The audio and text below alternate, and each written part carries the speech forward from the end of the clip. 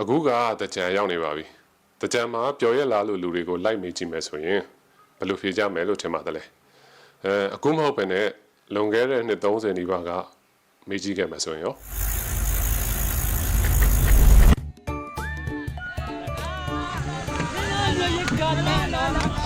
ဒီနေ့တကြံကကိုပြောသလိုပဲ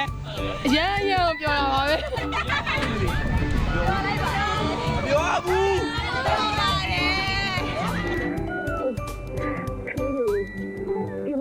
ပါနော်ဆရာနော်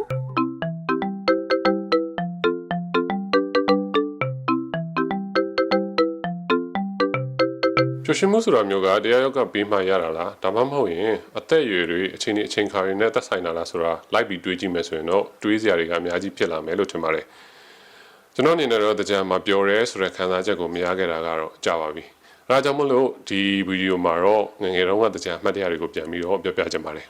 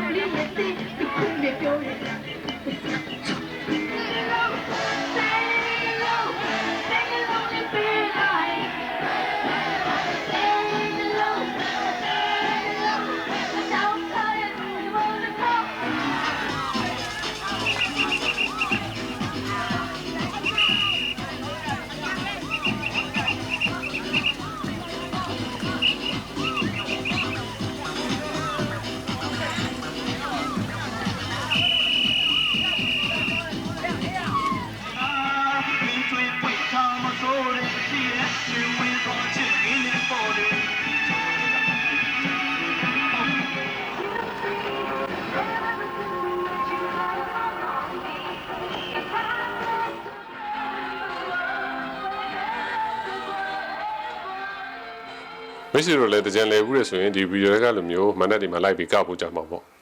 တချို့တွေဆိုကိုယ်ပိုင်ကောက်ဝက်တွေတောင်ရှိနေကြအောင်ပါပါတကြံကြောင်းပြောရမယ်ဆိုရင်တကြံတချင်းတွေကနေစားရမယ်လို့ထင်ပါတယ်ဒီချိန်က TV ခစ်တုံကဆိုရင်တကြံတချင်းတွေလာနေတဲ့ချိန်တကြံတချင်းအဟောင်းတွေဆိုရင်လည်းပြန်ဆိုဘာရှင်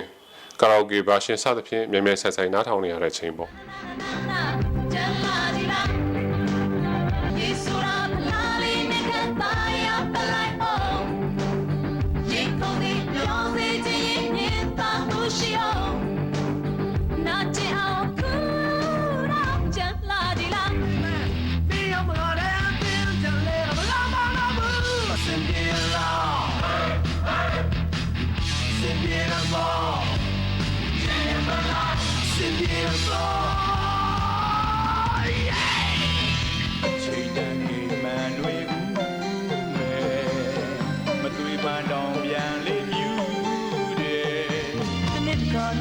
ချစ်စရာပွဲဝဲတော်မဟာဘေးပတော့ဝါလေးပဲပွင့်ပြီးချစ်ရေးမင်းပန်းမှုပန်းတော်မွေးဆန်းလို့အေးတဲ့တကြံဆိုပြီးတော့စာမှတ်မိတာကအိမ်ကနေရေပြုတ်ဖို့စတောင်းတဲ့အချိန်ပေါ့လမ်းထိပ်မှာထွက်ဆိုးဖို့ဆိုလို့ရှိရင်လည်းအိမ်ကလူကြီးတွေလွတ်မှရတာဟုတ်နည်းနည်းလေးလူပြပေါလိုက်ရလာတော့စပင်းတွေပါတွေအယောင်ဆို fashion တွေပါတွေကျွေးတငယ်ချင်းတွေနဲ့ကြကားနဲ့စုလဲဖို့အတွက်အိမ်ကနေပတ်စံတောင်းရတဲ့အချိန်ပေါ့အခုကျတော့လေစရာပတ်စံကရှိပေမဲ့လေစရာတကြံကရှိမနေတော့မျိုးဗျာ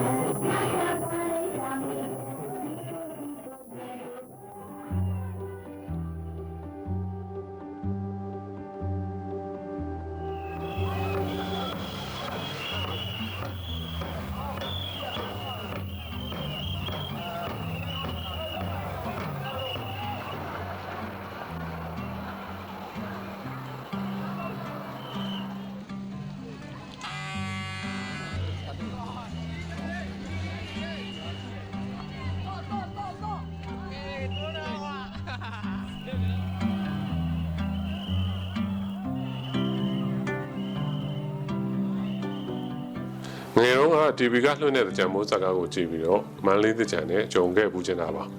ဒါပေမဲ့ကံမပါတော့ကျွန်တော်ကမကြုံခဲ့ရပါဘူးမန်လေးနဲ့မန်လေးသူမန်လေးသားတွေပျော်ပျော်ရွှင်ရွှင်ရှိတဲ့တနေ့ကျရင်တော့မန်လေးကြံနဲ့လည်းကြုံညင်ပါသေးတယ်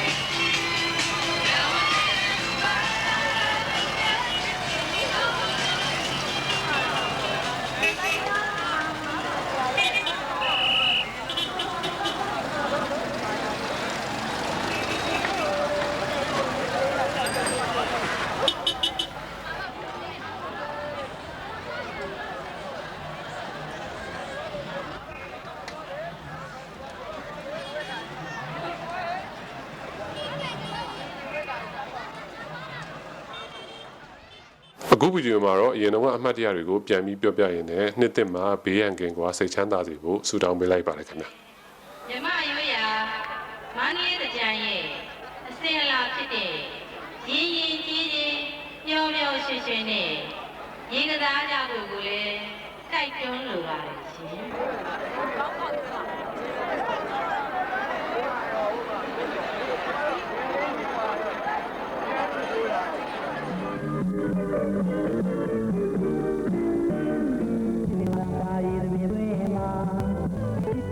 Bye.